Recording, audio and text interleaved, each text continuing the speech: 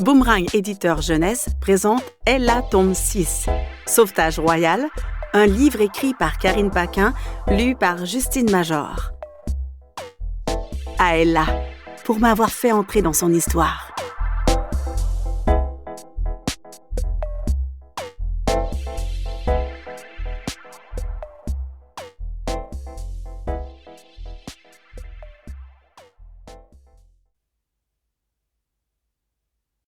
Introduction.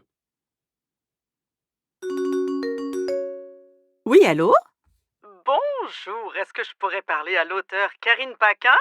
C'est moi? Oh, Karine, comme je suis content de vous avoir au bout du fil. J'ai absolument besoin de votre aide. Excusez-moi, mais qui est à l'appareil? C'est moi, Bass. Pardon? Vous avez bien dit Bass, comme dans Bastien la vedette? Oui, c'est bien moi. Désolé, monsieur la vedette, mais je n'ai rien à vous dire. Et ne comptez pas sur moi pour vous aider à faire quoi que ce soit. Je vous connais. Vous êtes certainement encore en train de manigancer un plan machiavélique pour étaler au grand jour la vie privée d'Ella. Non, pas du tout. Je ne vous crois pas. En tant qu'auteur de la série de livres réalité sur Ella, je suis bien placée pour savoir que chaque fois que quelque chose tourne mal dans la vie de cet enfant, c'est votre faute. Toujours en quête de célébrité, vous vous moquez des stars qui sont victimes de votre insatiable besoin d'attention. Ne soyez pas si dur avec moi. J'ai changé. Permettez-moi d'en douter. Je vous le jure, sur ma propre tête. Faites vos recherches, vous allez bien voir. Depuis la fête d'anniversaire d'Ella en camping, j'ai eu une révélation. Désormais, je ne traque plus les vedettes. Je fais du journalisme de dénonciation. Je suis présentement sur un coup énorme et j'ai besoin de votre aide. De mon aide? Pour faire quoi? Malheureusement, Madame Paquin, je ne peux pas vous en parler au téléphone car ma ligne est peut-être sur écoute. Les journalistes comme moi sont souvent surveillés, vous comprenez? Rencontrons-nous en personne et je vous expliquerai tout. Bon, j'avoue que vous avez piqué ma curiosité. J'accepte de vous rencontrer, mais je vous avertis. Si vous me trahissez, j'écrirai dans tous mes livres que vous êtes un être ignoble. Ce ne sera pas nécessaire. Au contraire, même que si j'étais vous, je commencerais tout de suite à écrire cette histoire. Pour vous humilier?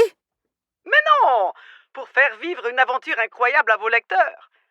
Car je vous assure que ce que j'ai à vous raconter fera une histoire fabuleuse. Vraiment? Puisque je vous le dis. Et croyez-moi, je sais très bien reconnaître une bonne histoire, Madame Paquin. Si vous le dites. Rencontrons-nous sur la terrasse du Frein, dans le Vieux-Québec. Aujourd'hui à 16h. J'y serai.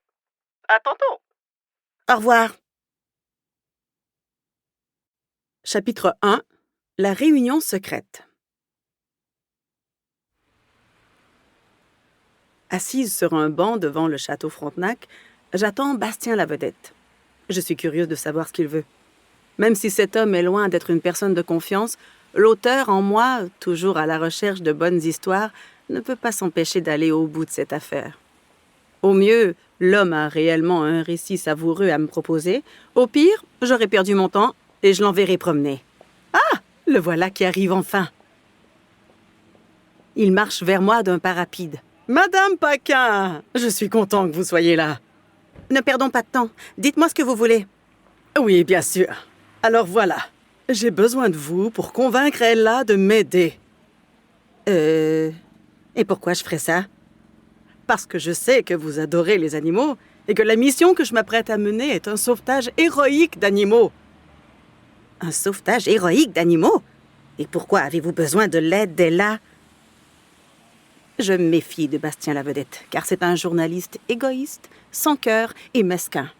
Il est prêt à tout pour accroître sa popularité, même si ça implique qu'il porte atteinte à la vie privée d'Ella. Il a d'ailleurs gâché beaucoup de ses aventures par le passé. Bien que je sois curieuse, je ne suis pas naïve et je reste sur mes gardes. J'ai besoin d'elle parce qu'elle est incroyable. Grâce à sa perspicacité, à son intelligence et à sa détermination, elle a réussi à me déjouer à plusieurs reprises. Je sais que si elle se joint à ma cause, c'est gagné d'avance. Si je comprends bien, vous voulez vous servir d'elle. Non, pas du tout! Je veux faire équipe avec elle pour sauver des centaines d'animaux. Pour les sauver de quoi? D'une riche famille sans cœur, les Torturis.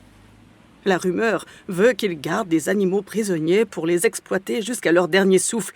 Je veux savoir où ils se trouvent et libérer les bêtes. Et en quoi Ella vous serait-elle utile? La famille est multimillionnaire. Ella doit forcément la connaître et être en mesure d'entrer en contact avec elle. Tenez, jetez un œil à ceci. Je réfléchis tout en regardant le dossier que Bastien a apporté. L'homme veut me prouver ses bonnes intentions, mais je ne suis toujours pas convaincue. Pourquoi ne pas avoir contacté Ella directement? Que je demande à Bass. Ah ah! Vous vous moquez de moi? Vous savez très bien qu'Ella me déteste et que sa garde rapprochée fait tout pour me tenir à l'écart. Il m'est impossible d'entrer en contact avec elle de quelque manière que ce soit. Moi aussi, je vous déteste, vous savez? Peut-être, mais vous n'avez pas de garde du corps ni de sentinelle qui surveille votre maison 24 heures sur 24. Je dois admettre que les images du dossier d'enquête sont choquantes. Ces pauvres bêtes ont besoin de secours, et si je refuse d'aider Bastien, je serai peut-être responsable de leur mort. Au risque de me faire avoir, je décide de lui faire confiance pour le bien des animaux. Bon, admettons que j'accepte de vous aider, ou plutôt d'aider les animaux. Je crois qu'Ella sera encore plus efficace si elle travaille en équipe avec ses amis. Sans eux, il lui manque quelque chose. Si nous arrivons à convaincre Elsa, Sue, Erika, Excellence et Raphaël de soutenir votre cause, nous pourrons plus facilement rallier Ella ensuite. Bass s'écrie enthousiaste. Mais oui, bien sûr, évidemment. J'aurais dû y penser. Allez faire vos bagages, Madame Paquin. Nous irons chercher les amis d'Ella un par un. Quand nous serons tous réunis, nous pourrons contrecarrer les plans de cette cruelle famille. Mon instinct me dit que cette fois, Bastien est honnête. Je ne sais pas pourquoi cette famille torture des animaux, ni où et comment ça se passe, mais une chose est certaine, c'est que si Ella accepte de nous aider, nous réussirons à arrêter le carnage. Je jette un dernier coup d'œil aux photos de lapins blessés, de singes couverts de cicatrices, de tigres dégriffés et édentés. Puis je regarde le journaliste en disant « C'est bon. Je vais vous aider. Mais plutôt que d'aller chercher les amis d'Ella aux quatre coins du monde, pourquoi ne pas les appeler ou les texter, tout simplement? Parce que cette histoire serait beaucoup moins intéressante, vous ne croyez pas? Cher Bass, une chose est certaine, vous avez le sens du spectacle. Quand est-ce que nous partons? Demain, à l'aube. D'ici là, je m'occupe de préparer tout ce qu'il faut pour notre mission. L'homme repart en dansant et moi, je souris en regardant le fleuve Saint-Laurent. La vérité, c'est que je m'ennuyais et que je rêvais du moment où je pourrais enfin repartir à l'aventure et écrire un autre livre sur Ella.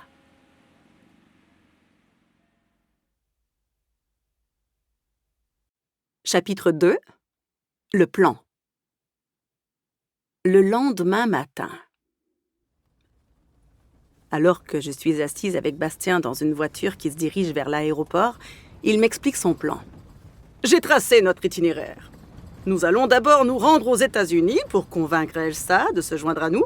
Ensuite, nous traverserons l'océan pour nous arrêter chez Erika, en Suède. C'est bien que nous commencions par elle, car à mon avis, Elsa et Erika seront les deux plus faciles à convaincre. C'est ce que j'ai pensé aussi. Elsa est si empathique et aimable qu'elle ne pourra pas refuser. Et Erika est tellement compétitive qu'elle adorera ce défi.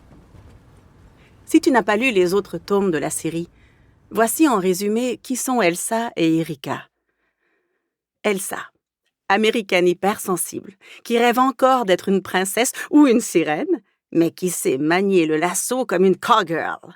Avec elle, les larmes de joie ou de tristesse ne sont jamais très loin. Elle est remplie de compassion et l'entraide est très importante à ses yeux. Couleur qu'Ella lui a attribuée à leur première rencontre? Jaune. Erika, suédoise hyper sportive qui ne manque jamais une occasion de gagner une compétition. Pour elle, la vie est un défi qu'on doit relever en championne, quoi qu'il arrive. Nous espérons que vous avez apprécié cet aperçu. Pour continuer à écouter ce livre audio sur Google Play Livres, utilisez le lien dans la description de la vidéo.